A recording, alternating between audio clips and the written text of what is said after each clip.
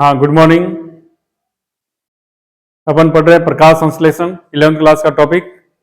इससे पहले वाली क्लास में अपने प्रकाश संश्लेषण का परिचय, प्रकाश संश्लेषण का इतिहास पढ़ा था, जिसमें अलग अलग वैज्ञानिकों द्वारा प्रकाश संश्लेषण से संबंधित दिए गए प्रयोग अपन ने पढ़े हैं, पहले वाली क्लास में पढ़ लिए हैं। फिर अपने प्रकाश संश्लेषण जो है हमारे लिए इतना महत्वपूर्ण क्यों है, इसको भी हमने पढ़ लिया है। आज अपन इस टॉपिक को आगे कंटिन्यू करेंगे। नेक्स्ट अपना आज टॉपिक आएगा प्रकाश संश्लेषण का ही, प्रकाश संश्लेषी स्थल यानी फोटोसिंथेसिस साइट जो है। प्रकाश संश्लेषण अपन पढ़ रहे हैं कि प्रकाश संश्लेषण इतना महत्वपूर्ण है हमारे लिए और पृथ्वी पर पाए जाने वाले सभी जीवों के लिए। तो ये प्रकाश संश्लेषण जो है होता कहाँ है, तो सभी जानते हैं कि हरे पेड़ पौधों द्वारा प्रकाश संश्लेषण की क्रिया की जाती है। प्रकाश संश्लेषी स्थल में अपन क्या क्या पढ़ेंगे कि हरे भाग जो हैं, पेड़ पौधे के हरे भाग हैं, जैसे हरी पत्तियां हैं, बाह्यदल हैं, शाकीय तना है, कच्चे हरे फल हैं, इन सभी में एक विशेष प्रकार का कोशिकांग पाया जाता है जिसे अपन कहते हैं हरित लवक। उसी हरित लवक में पर्ण हरित नामक वर्णक पाया जाता है जो प्रकाश संश्लेषण की क्रिया के लिए उत्तरदायी होता है। तो चलिए शुरू करते हैं। प्रकाश संश्लेषी स्थल, प्रकाश संश्लेषण का इस सब टॉपिक है बेटा प्रकाश संश्लेषी स्थल। इसमें अपन हरित लवक के बारे में पढ़ेंगे। वैसे हमने कोशिका वाले चैप्टर में इस हरित लवक की संरचना का अध्ययन अपने विस्तार से कर लिया है। वापस अपन आउटलाइन इसकी पढ़ेंगे। तो प्रकाश संश्लेषी स्थल में आपको क्या पढ़ना बेटा कि प्रकाश संश्लेषी स्थल जो है कहाँ होता है, प्रकाश संश्लेषण हरित लवक में। प्रकाश संश्लेषी जो स्थल है बेटा वो है हरित लवक या क्लोरोप्लास्ट। अब ये हरित लवक या क्लोरोप्लास्ट जो है ये कहाँ पाया जाता है, तो बेटा अपन लिखेंगे जो ये लवक है, कौन सा लवक, हरित लवक या क्लोरोप्लास्ट जो है कहाँ कहाँ पाया जाता है, हरे पेड़ पौधों में पाया जाता है। तो हरे पेड़ पौधों की हरी पत्तियों में, शाकीय तना, देखिए शाकीय तना यानी तरुण जो तना होता है, वयस्क तना तो भूरे रंग का होता है, शाकीय तना जो है यानी पौधे की प्रारंभिक अवस्था का जो तना है वह हरा होता है।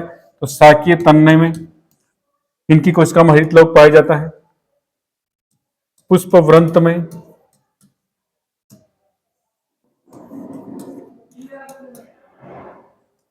पर्णवृंत में, और बेटा कच्चे हरे फल जो है, कच्चे हरे फल जैसे कच्चा टमाटर है हरे रंग का, उनमें हरित लवक पाया जाता है। तो बेटा प्रकाश संश्लेषी स्थल पढ़ रहे हैं अपन। प्रकाश संश्लेषी स्थल क्या है, क्लोरोप्लास्ट है। क्लोरोप्लास्ट पेड़ में कहाँ कहाँ पाया जाता है, तो पौधे की हरी पत्तियों में, पेड़ की हरी पत्तियों में हरित लवक पाया जाता है। हरित लवक शाकीय तन्ने में पाया जाता है। हरित लवक पुष्प वृंत में पाया जाता है, पर्णवृंत में, और कच्चे हरे फलों में हरित लवक पाया जाता है। अब देखिए हरित लवक में बेटा एक हरित लवक है, हरित लवक की संरचना पढ़ेंगे कि हरित लवक की संरचना में किस प्रकार पर्ण हरित पाए जाते हैं। तो नेक्स्ट देखिए बेटा हरित लवक या क्लोरोप्लास्ट। हरित लवक में बेटा इसकी संरचना में मैं अभी बताऊंगा, पढ़ेंगे अपन।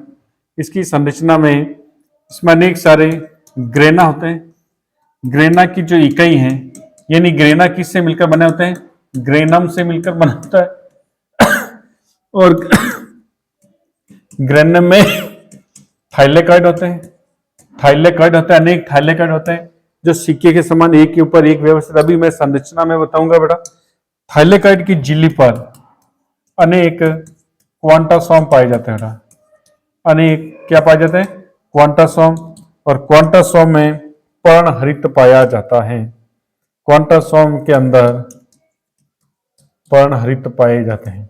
ये पर्ण हरित क्या होता है, वर्णक है बेटा जो प्रकाशिक ऊर्जा का अवशोषण करते हैं। आगे अपन वर्णक में पढ़ेंगे। तो क्वांटासोम जो बेटा इनको प्रकाश संश्लेषण की इकाई कहते हैं। प्रकाश संश्लेषण की इकाई जो है क्वांटासोम है, और एक क्वांटासोम में कितना हरित लवक होते हैं? 230 से 50 पर्ण हरित वर्णक होते हैं। तो हरित लवक की संरचना में ग्रेना और स्ट्रोमा दो भाग होंगे। इसमें ग्रेना वाले भाग में बेटा अनेक ग्रेनम होते हैं। ग्रेनम अनेक थाइलेकॉइड से मिलकर बने होते हैं। अभी मैं संरचना में बताऊंगा। थाइलेकॉइड की झिल्ली पर कणिका में संरचनाएं होती हैं जिन्हें क्वांटासोम कहते हैं। एक क्वांटासोम में 230 से 250 हरित लवक होते हैं। अब देखिए बेटा, हरित लवक जो होते हैं, चलो डायग्राम पढ़ते हैं हरित लवक का बेटा। ये क्या बेटा? एक पत्ती है, ये पत्ती है। पत्ती में मीजोफिल कोशिकाएं होती हैं। ये कैसी कोशिकाएं? पर्ण मध्योतक सेल या मीजोफिल सेल, यानी लिखते हैं बेटा पर्ण मध्योतक कोशिकाएं। देखिए मैं बता रहा हूं हरित लवक कैसा पत्ती में किस प्रकार व्यवस्थित होता है, पत्ती में कहां स्थित होते हैं। कोशिकाओं में होगा हरित लवक कोशिकांग है, तो कौन सी कोशिका में? पत्तियों में पाई जाने वाली मीजोफिल या पर्ण मध्योतक कोशिका में। एक पर्ण मध्योतक कोशिका में, एक पर्ण मध्योतक कोशिका में 20 से 40 हरित लवक पाए जाते हैं। तो एक मीजोफिल कोशिका में, पत्ती में अनेक सारी मीजोफिल कोशिकाएं होती हैं, एक मीजोफिल कोशिका में 20 से 40 हरित लवक पाए जाते हैं। अब बेटा इन हरित लवक में, हरित लवक है, इनकी संरचना पढ़ेंगे। हरित लवक क्लियर? तो क्वेश्चन आ जावे, एक पर्ण मध्योतक कोशिकाओं में कितने हरित लवक हैं? 20 से 40 हैं। फिर हरित लवक की संरचना में आपको बताया था मैंने कि हरित लवक मैंने ग्रेना होते हैं, ग्रेनम से मिलकर बने होते हैं। ग्रेनम में थाइलेकॉइड होते हैं, थाइलेकॉइड की झिल्ली पर क्वांटासोम होते हैं, और एक क्वांटासोम में 230 से 250 पर्णहित होते हैं। अब अपन हरित लवक की संरचना बेटा पढ़ते हैं। हरित लवक की संरचना,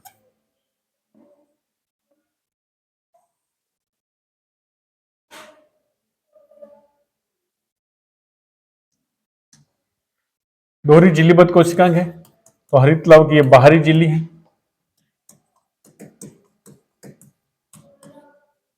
ये है बेटा भीतरी झिल्ली,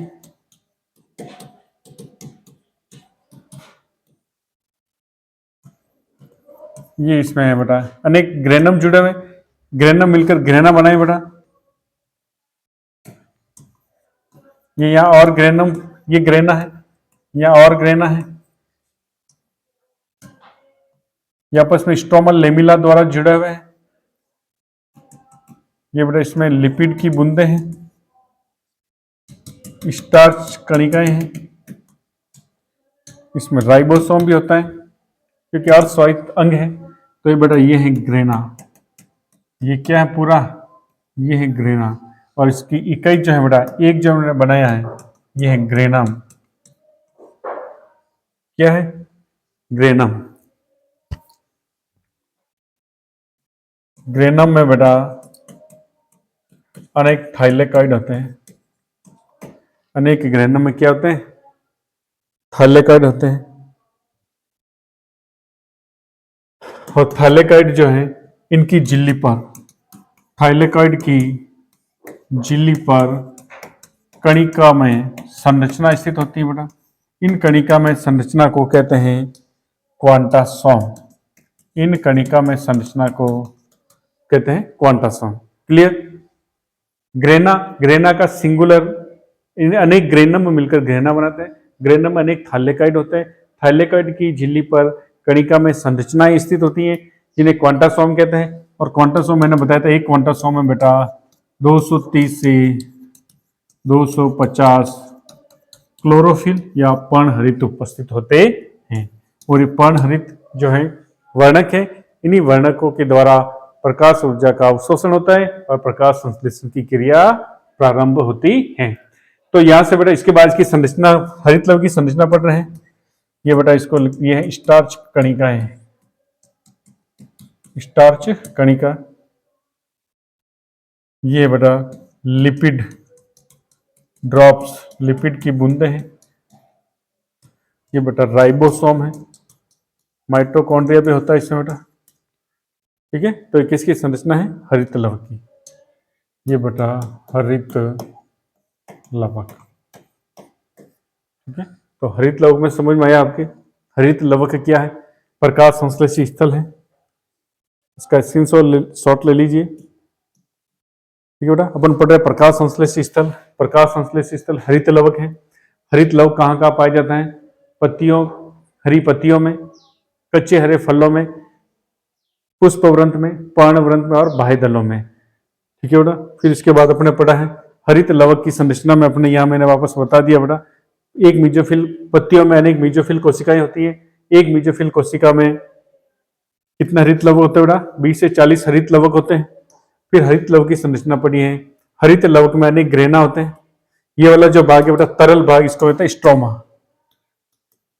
दो भाग होते हैं मुख्यतः हरित लवक में, एक ग्रेना भाग है और स्ट्रोमा, और ये स्ट्रोमल लेमिला, ये भी इंपॉर्टेंट है। ये है बेटा स्ट्रोमल लेमिला, स्ट्रोमल झिल्ली, स्ट्रोमल लेमिला, क्लियर। ये हरित लवक की संरचना है।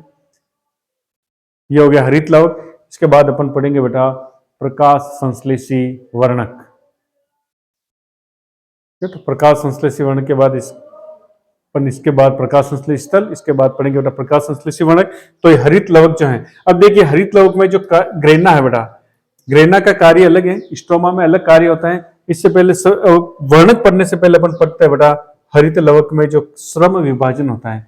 हरित लवक की जो ग्रेना, स्ट्रोमा और स्ट्रोमल लेमिला वाले भाग हैं, जहां पर मुख्यतया प्रकाश संश्लेषण की क्रियाएं होती हैं, तो उसमें किस प्रकार श्रम विभाजन होता है।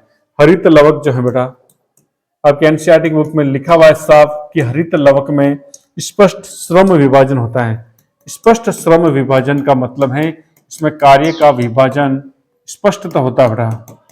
देखिए किस प्रकार होता है, तो इसमें स्पष्ट श्रम विभाजन होता है। कैसे बेटा? देखिए हरित लवक की संरचना में अभी मैंने लिखा था बेटा,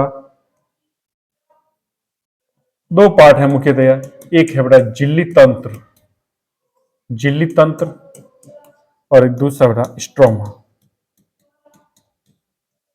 झिल्ली तंत्र में अपन क्या क्या लिखेंगे बेटा? एक बेटा ग्रेना और एक स्ट्रोमल लेमिला। स्ट्रोमल लेमिला क्या है बेटा? इसमें स्ट्रोमल लेमिला क्या है? एक ग्रेना दूसरे ग्रेना से स्ट्रोमल लेमिला द्वारा जुड़ा हुआ है। एक ग्रेना दूसरे ग्रेना से स्ट्रोमल लेमिला द्वारा जुड़ा हुआ है, तो बेटा स्ट्रोमल लेमिला।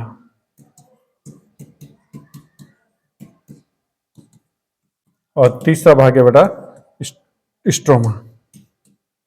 देखिए बेटा इंपॉर्टेंट क्या है इसमें, झिल्ली तंत्र का जो ग्रेना वाला भाग है, झिल्ली तंत्र का ग्रेना वाला भाग है, ये वाला भाग, इसमें प्रकाश संश्लेषण की कौन सी क्रिया होती है ये याद रखना है।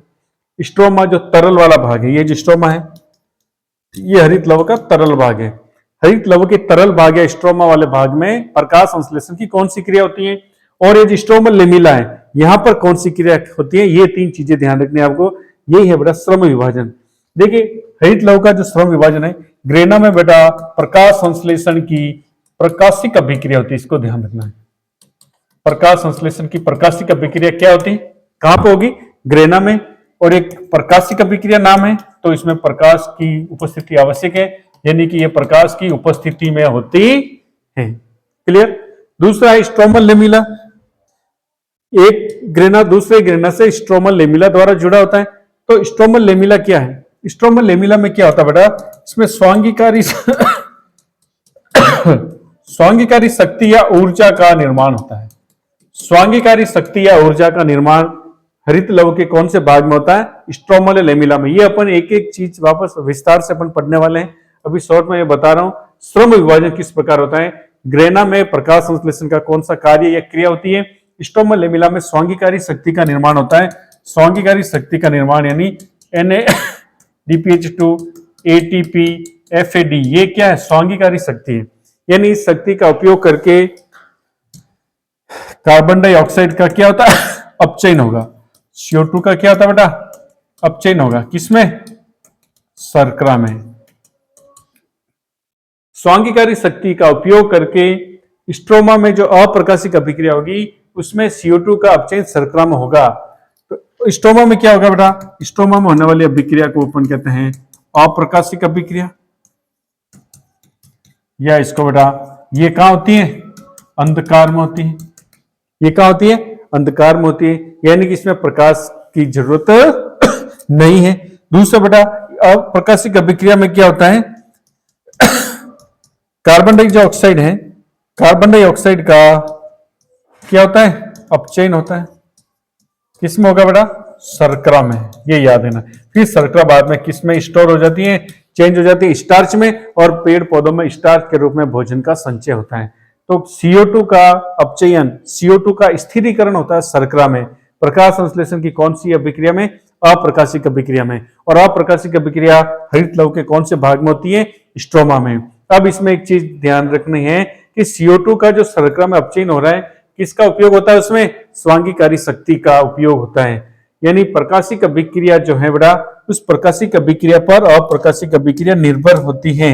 यानी ये बेटा है अप्रकाशिक अभिक्रिया जो है पूर्णतया प्रकाशिक अभिक्रिया पर आश्रित होती है। या अपन कह सकते हैं कि अप्रकाशिक अभिक्रिया प्रकाशिक अभिक्रिया के उत्पादों पर निर्भर करती है। तो ये बेटा इस प्रकार का श्रम विभाजन हरित लवक में पाया जाता है। ठीक है, इसको लिखिए। इसके बाद अपन पढ़ेंगे बेटा प्रकाश संश्लेषी वर्णक। फिर अपने टॉपिक आएगा प्रकाश संश्लेषण की क्रियाविधि, जिसमें अपन पढ़ेंगे अप्रकाशिक अभिक्रिया और प्रकाशिक अभिक्रिया।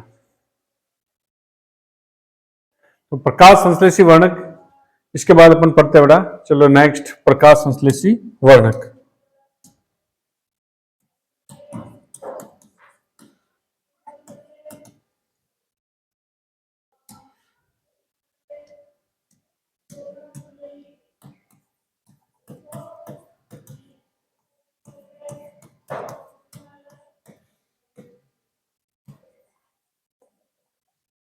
प्रकाश संश्लेषी वर्णक या फोटोसिंथेटिक पिगमेंट।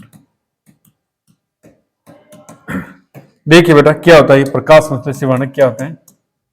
प्रकाश संश्लेषी वर्णक क्या होता है या प्रकाश संश्लेषी वर्णक किसे कहते हैं? देखिए, हरे पेड़ पौधे प्रकाश संश्लेषण की क्रिया करते हैं, जिसमें प्रकाशिक विकिरणों या प्रकाश का उपयोग करते हैं। अब प्रकाश संश्लेषी वर्णक जो हैं हरे पत्तियों में पाए जाने वाले लवक में होते हैं। तो प्रकाश संश्लेषी वर्णक किसे कहेंगे? कि ये जो वर्णक हैं प्रकाश संश्लेषण की क्रिया के दौरान प्रकाशिक ऊर्जा का अवशोषण करते हैं। मुख्य चीज क्या है? ये कहां पाए जाते हैं? तो हरे पेड़ पौधों में, हरे पेड़ पौधों में या पौधों के हरे भागों में उपस्थित वर्णक। दूसरा, ये क्या काम करते हैं बेटा? प्रकाशिक ऊर्जा, प्रकाशिक ऊर्जा का क्या करेंगे? प्रकाशिक ऊर्जा का क्या करते हैं बेटा? प्रकाशिक ऊर्जा में मुख्यतया दृश्य प्रकाश जो होता है, प्रकाशिक ऊर्जा का अवशोषण करते हैं। अभी अवशोषण करने की क्षमता इनमें क्यों होती है? अनेक सारे वर्णक है, उन वर्णकों में क्यों नहीं है? तो प्रकाश संश्लेषी वर्णकों में बेटा संयुग्मित द्विबंध पाए जाते हैं। आपको लिखना प्रकाश संश्लेषण में क्या पाए जाते हैं? संयुग्मित द्विबंध। क्या होता है? केमिस्ट्री में पढ़ा होगा। संयुग्मित द्विबंध पाए जाते हैं। ठीक है बेटा। फिर एक चीज और ध्यान रखनी है, ये कैसे होता है प्रकाश संश्लेषी वर्णक? रंगीन होते हैं। प्रकाश संश्लेषी वर्णक बेटा रंगीन होते हैं। तो प्रकाश संश्लेषी वर्णक क्या है? तो आपको लिखना है पौधों में पाए जाने वाले ऐसे वर्णक जो प्रकाशिक विकिरण का अवशोषण करते हैं, जिसका उपयोग प्रकाश संश्लेषण की क्रिया में होता है। इनमें यह क्षमता क्यों होती है? क्योंकि इनमें संयुग्मित द्विबंध पाया जाता है और ये हरे रंग के होते हैं। चलिए नेक्स्ट, कौन कौन से प्रकाश संश्लेषी वर्णक है? कौन कौन से प्रकाश संश्लेषी वर्णक है? तो बेटा मुख्यतया जो वर्णक है प्रकाश संश्लेषी वर्णक, मुख्य वर्णक है बेटा क्लोरोफिल ए। देखिए क्लोरोफिल ए, क्लोरोफिल बी, तीसरा है ज़ैंथोफिल, हिंदी में ऐसे लिखना पड़ा है ज़ैंथोफिल, और carotenoid, carotenoids, phycobilins,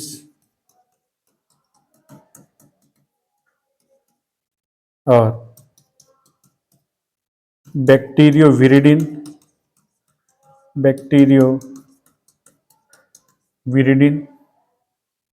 and bacteriochlorophyll. Bacterioviridin and bacteriochlorophyll.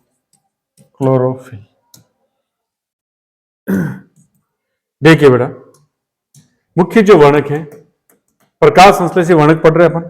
प्रकाश संश्लेषी वर्णक क्या है? तो हरे पेड़ पौधों में पाए जाने वाले ऐसे वर्णक जो प्रकाश संश्लेषण की क्रिया के लिए प्रकाशिक ऊर्जा का अवशोषण करते हैं।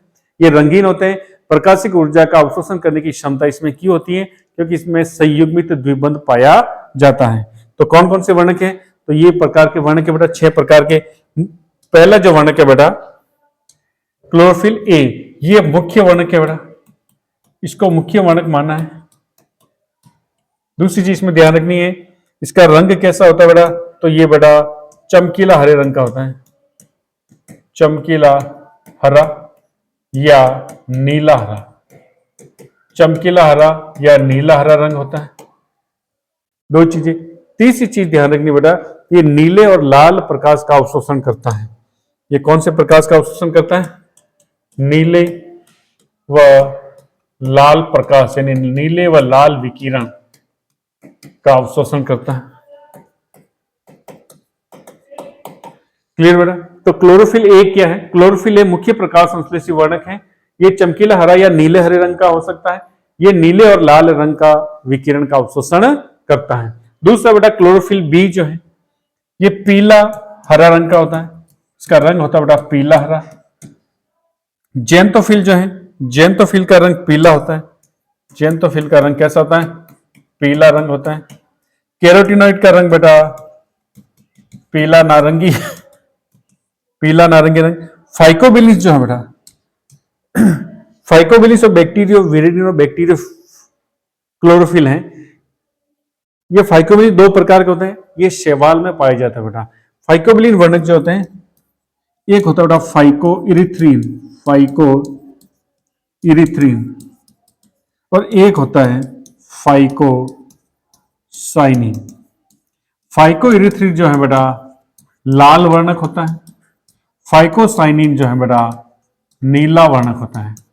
इसमें ये ध्यान रखना आपको, फाइको इरिथ्रीन जो है ये लाल शैवाल में पाया जाता है, फाइको इरिथ्रीन लाल शैवालों में पाया जाता है, और फाइकोसाइनिन जो है नीले हरे शैवाल में पाया जाता है। तो प्रकाश संश्लेषी वर्णक पढ़ रहे हैं बेटा, मुख्य वर्णक एक ही है, क्लोरोफिल ए है, जिसका रंग होता है बेटा चमकीला हरा या नीला हरा। ये कौन सी विकिरणों का अवशोषण करता है? तो लाल और नीले विकिरणों का अवशोषण करता है। दूसरा क्लोरोफिल बी है, जो पीले हरे रंग का होता है। जेंतोफिल पीले रंग का होता है। कैरोटीनॉइड्स पीला नारंगी रंग का होता है। अब ये जो तीन वर्ण, ये जो वर्णक है बेटा एनसीईआरटी में साफ लिखा हुआ है, क्लोरोफिल बी, जेंतोफिल और कैरोटीनॉइड, इनमें आपको क्या क्या चीजें ध्यान रखनी है? एक चीज तो बेटा कि ये इनको सहायक वर्णक का है। ये कौन से वर्णक है? सहायक वर्णक। मुख्य वर्णक कौन सा है बेटा? तो मुख्य वर्णक है क्लोरोफिल ए। मुख्य प्रकाश संश्लेषी वर्णक है क्लोरोफिल ए, क्लोरोफिल बी, जेंतोफिल और कैरोटीनॉइड्स हैं सहायक वर्णक। सहायक वर्णक का कार्य क्या है बेटा? तो सहायक वर्णक क्या है, क्या कार्य करेगा? देखिए क्लोरोफिल ए जो है वो तो नीले और लाल विकिरणों का, नीले और लाल रंग के प्रकाश का अवशोषण करता है। सहायक वर्णक नीले और लाल के अलावा दूसरी जो विकिरण है उनका अवशोषण करके इस मुख्य वर्णक को देता है। एक तो काम ये करता है, तो क्या काम करेगा बेटा? अन्य विकिरणों को, अन्य दृश्य विकिरणों का अवशोषण, अन्य विकिरणों का अवशोषण कर क्लोरोफिल ए को देता है, ए को स्थानांतरित करता है बेटा। विकिरणों का अवशोषण करके क्लोरोफिल ए को स्थानांतरित करेगा। कैसे अपन आगे पढ़ेंगे बेटा। दूसरा इसका कार्य है, ये जो क्लोरोफिल ए, क्लोरोफिल बी, जेंतोफिल और कैरोटीनॉइड जो हैं, ये जो सहायक वर्णक हैं, ये मुख्य वर्णक का ऑक्सीकरण, प्रकाशिक ऑक्सीकरण होने से उसको बचाता है। तो क्लोरोफिल ए के प्रकाशिक ऑक्सीकरण, प्रकाशिक ऑक्सीकरण से बचाता है, प्रकाशिक ऑक्सीकरण से बचाता है। किसको बचाता है बेटा? ये क्लोरोफिल ए को क्लोरोफिल ए को प्रकाशिक ऑक्सीकरण से कौन बचाते हैं? सहायक प्रकाश संश्लेषी वर्णक। सहायक प्रकाश संश्लेषी वर्णक कौन कौन से हैं? क्लोरोफिल बी, जेंथोफिल और कैरोटीनॉइड। क्लियर? प्रकाश संश्लेषी वर्णक में लास्ट ये बचे बैक्टीरियो विरिडिन और बैक्टीरियो क्लोरोफिल, जो है बेटा ये जीवाणुओं में पाए जाने वाले प्रकाश संश्लेषी जो जीवाणु हैं, उन जीवाणुओं में पाए जाते हैं। उन जीवाणुओं में पाए जाने वाले प्रकाश संश्लेषी वर्णक हैं बैक्टीरियो विरिडिन और क्लोरोफिल। इसमें एक चीज ध्यान रखनी, इसका कलर बैक्टीरियो विरिडिन जो है बेटा ये बैक्टीरियो विरिडिन हरे रंग के होते हैं, ये हरे रंग का है, और ये बैक्टीरियो क्लोरोफिल बेटा बैंगनी रंग का, ये बैंगनी रंग का है। ठीक है, ये प्रकाश संश्लेषी वर्णक हमने पढ़ लिए बेटा, प्रकाश संश्लेषी वर्णक हो गए। तो आज अपने क्या पढ़ा बेटा? अभी अपने क्या क्या पढ़ लिया है? प्रकाश संश्लेषी स्थल पढ़े हैं। प्रकाश संश्लेषी स्थल हरित लवक है। हरित लवक में ग्रेना, ग्रेनम, थाइलेकोइड, क्वांटासोम। एक क्वांटासोम में पर्ण हरित कितने होते हैं? 230 से 250। और प्रकाश संश्लेषण की जो इकाई है वो बेटा क्वांटासोम है। इसके बाद अपने एक मेसोफिल कोशिका में हरित लवक की संख्या 20 से 40 होती है, और एक हरी पत्ती में अनेक मेसोफिल कोशिकाएं होती हैं। फिर हमने हरित लवक की संरचना पढ़ी बेटा। मुख्य 3 भाग होते हैं, एक तरल भाग होता है स्ट्रोमा, और ठोस भाग ग्रेना है। ग्रेना में अनेक ग्रेनम होते हैं, ग्रेनम में अनेक थाइलेकोइड होते हैं बेटा, और थाइलेकोइड की झिल्ली पर अनेक कणिका में संरचना पाई जाती है जिसे क्वांटासोम कहते हैं। और क्वांटासोम को अपने प्रकाश संश्लेषण की इकाई कहा है। एक क्वांटासोम में 230 से 250 पर्ण हरित उपस्थित होते हैं। ये हरित लवक की अपने संरचना पड़ी बेटा। स्ट्रोमा लेमिला 2 ग्रेना को जोड़ने वाली मेम्ब्रेन है। फिर हरित लवक में स्पष्ट श्रम विभाजन पाया जाता है, ये अपने पढ़ा है कि ग्रेना में प्रकाशिक अभिक्रिया होती है, स्ट्रोमा में अप्रकाशिक अभिक्रिया होती है। स्ट्रोमा लेमिला में स्वांगीकारी शक्ति एटीपी, NADPH2 और FAD का निर्माण होता है। इस स्वांगीकारी ऊर्जा का उपयोग कहाँ होता है? भोजन, ये मैं लिखा CO2 के अपचयन में इस ऊर्जा का उपयोग होता है। आगे अपन पढ़ेंगे विस्तार से। फिर प्रकाश संश्लेषी वर्णक पढ़ा है। फोटोसिंथेटिक पिगमेंट्स क्या है? हरे पेड़ पौधों में पाए जाते हैं। ये वर्णक प्रकाशिक ऊर्जा की विभिन्न तरंगदैर्घ्य की विकिरण दृश्य प्रकाश का अवशोषण करते हैं। ये संयुग्मित द्विबंध, इसमें संयुग्मित द्विबंध पाए जाते हैं और ये रंगीन होते हैं। फिर बेटा अपन ने पढ़े हैं वर्णक कौन कौन से? Chlorophyll a, chlorophyll b, xanthophyll, carotenoids, phycobilins. Phycobilins में भी 2 पढ़े, फाइकोसाइनिन, फाइकोइरिथ्रिन। और बैक्टीरियो विरिडिन और बैक्टीरियो क्लोरोफिल जो जीवाणु, प्रकाश संश्लेषी जीवाणु में पाए जाने वाले वर्णक हैं। इसके बाद अपना एक टॉपिक और बेटा, PAR क्या होता है? जनरल जानकारी के लिए कि फोटोसिंथेटिकली एक्टिव रेडिएशन, प्रकाश संश्लेषी सक्रिय विकिरण क्या होती है? प्रकाश संश्लेषी सक्रिय विकिरण पढ़ेंगे। इसके बाद बेटा अपन प्रकाश संश्लेषी वर्णक के बाद अपन पढ़ेंगे बेटा PAR या प्रकाश संश्लेषी सक्रिय विकिरण। देखिए ये क्या होता है बेटा, प्रकाश संश्लेषण पढ़ रहे हैं तो उसमें सामान्य जानकारी के लिए भी आपको पता होना चाहिए कि प्रकाश संश्लेषी सक्रिय विकिरण ये क्या है।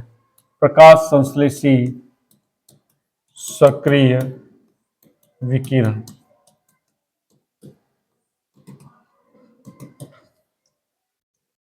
फोटोसिंथेटिकली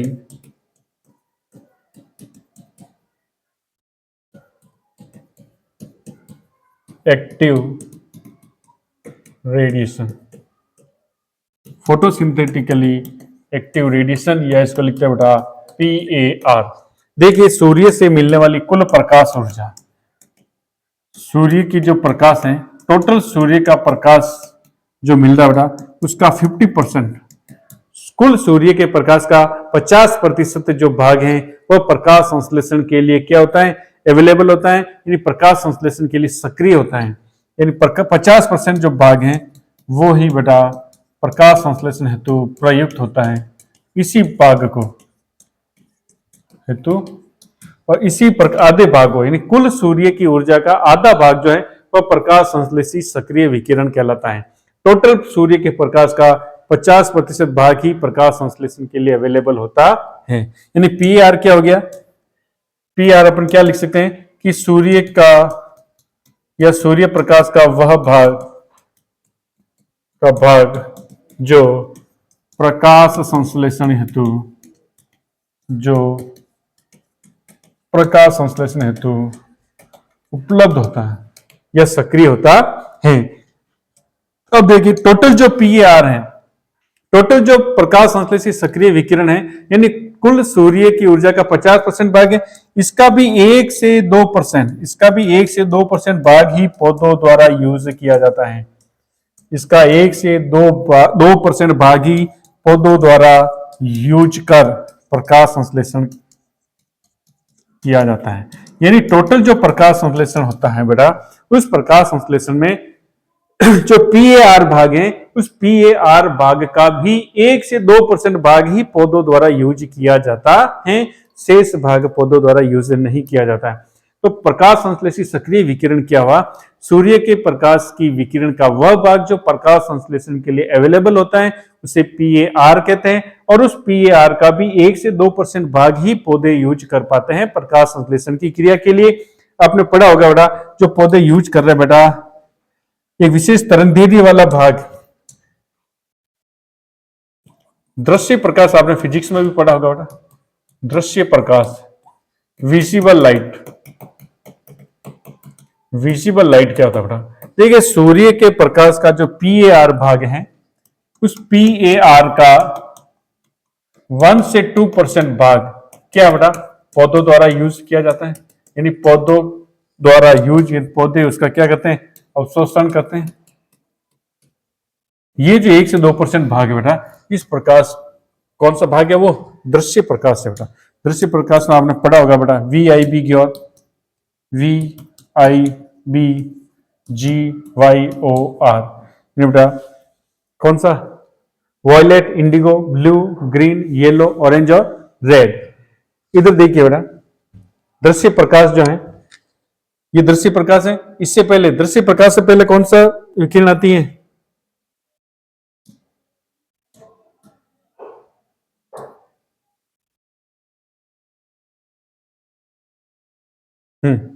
चलो इसको समझ ले पहले।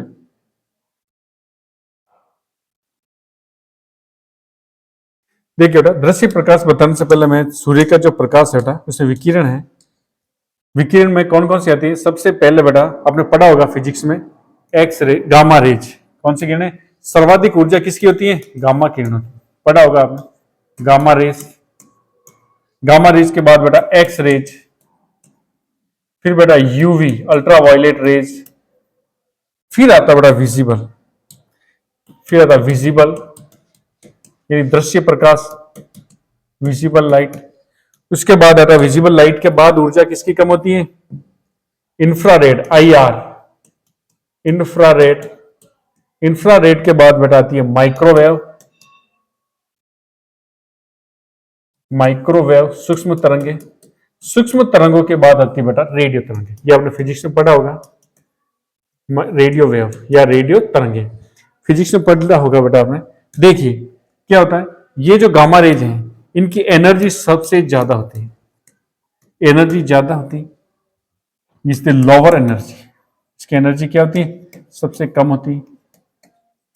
यानी इधर एनर्जी ज्यादा है तो वेवलेंथ जो है बेटा वो बहुत कम है। वेवलेंथ इनकी कम है, इनकी वेवलेंथ सबसे ज्यादा है। इनकी वेवलेंथ जो है बेटा वो सबसे ज्यादा है। यानी इधर एनर्जी ज्यादा है, जो इधर से इधर की तरफ चलेंगे, यानी गामा किरणों से एक्स से यूवी इधर आएंगे तो वेवलेंथ बेटा क्या हो रही है? वेवलेंथ बढ़ेगी, ऊर्जा कम होगी। ऊर्जा जिसकी ज्यादा उसकी भेदन क्षमता भी कम होती है। आपने फिजिक्स में पढ़ लिया होगा, ये क्रम याद रखना बेटा। अब अपने जो काम की है ये विजिबल लाइट, इसकी जो रेंज होती है बेटा, इसकी जो तरंग दैर्घ्य होती है वो होती है बेटा 360 से 700, 380 से 760 नैनोमीटर। इसमें आपको ध्यान रखना वायलेट, VIBGYOR। अब इसमें देखिए बेटा, इसमें मैं क्या बताना चाह रहा हूं पहले V आएगा वायलेट, तो इसकी जो वेवलेंथ है बेटा, इसकी वेवलेंथ क्या होगी? इसकी वेवलेंथ जो है GTH, इसकी वेवलेंथ क्या डिफरेंस होगा बेटा इनमें? वेवलेंथ किसकी ज्यादा होगी? रेड कलर की ज्यादा होगी या वायलेट की ज्यादा होगी? वेवलेंथ इधर से इधर की ओर क्या हो रही है? बढ़ रही है। वेवलेंथ बढ़ रही है तो इसकी वेवलेंथ कम होगी, इसकी वेवलेंथ ज्यादा होगी। ठीक है। और सर्वाधिक जो प्रकाश संश्लेषण होता है बेटा, मुख्य प्रकाश संश्लेषी जो वर्णक अपने पढ़ा क्लोरोफिल ए है, वो कौन से प्रकाश का अवशोषण करता है? लाल और नीले। और लाल और नीला जो प्रकाश है बेटा, ये यह ध्यान रखना है, लाल व नीले प्रकाश का अवशोषण सर्वाधिक होता है। तो लाल व नीले रंग की विकिरणों में सर्वाधिक प्रकाश संश्लेषण होता है। ये इंपॉर्टेंट है बेटा, ये आपकी एनसीईआरटी में लाइन लिखी हुई है, इसको याद रखना है। क्वेश्चन भी कई बार पूछा गया है, सर्वाधिक प्रकाश संश्लेषण की क्रिया कौन सी विकिरणों में होती है, कौन सी तरंग देती है, या कौन से रंग के प्रकाश में होता है? तो कौन से रंग के प्रकाश में? लाल रंग और नीले रंग की विकिरणों से सर्वाधिक मात्रा में प्रकाश संश्लेषण की क्रिया होती है। तो ये था बेटा PAR, प्रकाश संश्लेषी सक्रिय विकिरण। इसके बाद दो टॉपिक छोटे छोटे और है बेटा, एक एक क्वांटम लब्धि और एक एक क्वांटम आवश्यकता। देखिए क्वांटम लब्धि और क्वांटम आवश्यकता क्या है बेटा, बिल्कुल सिंपल छोटे छोटे टॉपिक हैं। क्वांटम आवश्यकता, क्वांटम नीड, क्वांटम नीड, और दूसरी बेटा क्वांटम लब्धि, यानी कि क्वांटम यील्ड। देखिए क्या है बेटा, बिल्कुल सिंपल है, क्वांटम आवश्यकता और क्वांटम लब्धि। क्वांटम आवश्यकता, देखिए क्वांटम क्या है? फोटोन, प्रकाश की जो विकिरण आ रही है बेटा, वो फोटोन में मापी जाती है, फिजिक्स में पढ़ रखा है। तो क्वांटम आवश्यकता क्या है कि प्रकाश संश्लेषण की क्रिया में मुख्य कार्य क्या हो रहा है? भोजन का निर्माण हो रहा है। भोजन का निर्माण किससे हो रहा है? CO2 के अपचयन से होता है, वो अपन पढ़ेंगे अभी प्रकाश संश्लेषण की क्रियाविधि में। तो CO2 के अपचयन से भोजन का निर्माण मुख्य कार्य है प्रकाश संश्लेषण की क्रिया में। तो क्वांटम आवश्यकता क्या है कि इसमें किसकी आवश्यकता होगी? क्वांटम की। तो कितने क्वांटम की आवश्यकता होगी? किसके लिए? भोजन के निर्माण के लिए। और भोजन का निर्माण किससे होता है? CO2 से। तो एक CO2 के अणु के अपचयन के लिए कितने क्वांटम की आवश्यकता होगी?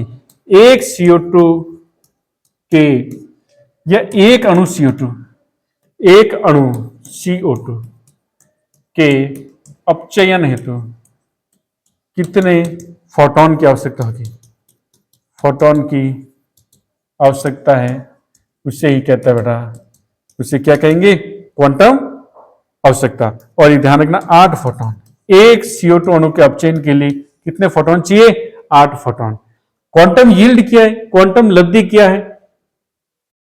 क्वांटम यील्ड ये है कि बेटा एक क्वांटम के द्वारा प्रकाश संश्लेषण की क्रिया में कितने ऑक्सीजन अणु निकलते हैं? तो एक क्वांटम या फोटोन द्वारा फोटोसिंथेसिस में कितने ऑक्सीजन के अणु बनते हैं या रिलीज होते हैं, निकलते हैं बेटा, उसे कहेंगे क्वांटम यील्ड या क्वांटम लब्धि। तो क्लियर, समझ में आया बेटा? क्वांटम आवश्यकता और क्वांटम लब्धि, क्वांटम आवश्यकता और क्वांटम लब्धि। तो अपन प्रकाश संश्लेषण वाला टॉपिक पढ़ रहे हैं। अपने सबसे पहले वाली क्लास में प्रकाश संश्लेषण का परिचय पढ़ लिया है, उसमें अपने प्रकाश संश्लेषण से संबंधित अनेक वैज्ञानिकों की बताई गई तथ्य और उनके प्रयोग को पढ़ा है। उसके बाद अपने ये भी पढ़ा है कि प्रकाश संश्लेषण हमारे लिए क्यों महत्वपूर्ण है। फिर आज अपने शुरू किया था प्रकाश संश्लेषी स्थल, उसमें अपने हरित लवक को पढ़ा है। हरित लवक कहाँ पाए जाता है, हरित लवक की संरचना पढ़ी थी, ग्रेना, स्ट्रोमा लेमिली, उसके अलग अलग कार्य जो हैं वो अपने पढ़ा था। हरित लवक में स्रव विभाजन जो था वो पढ़ लिया बेटा। फिर अपने प्रकाश संश्लेषी वर्णक पढ़े हैं। प्रकाश संश्लेषी वर्णक जो है, प्रकाश संश्लेषी वर्णक बेटा उसके मुख्य जो लक्षण है वो पढ़ा है। फिर 4-6 प्रकार के जो वर्णक है उनका किस प्रकार का रंग है, क्या क्या कार्य हैं मुख्य।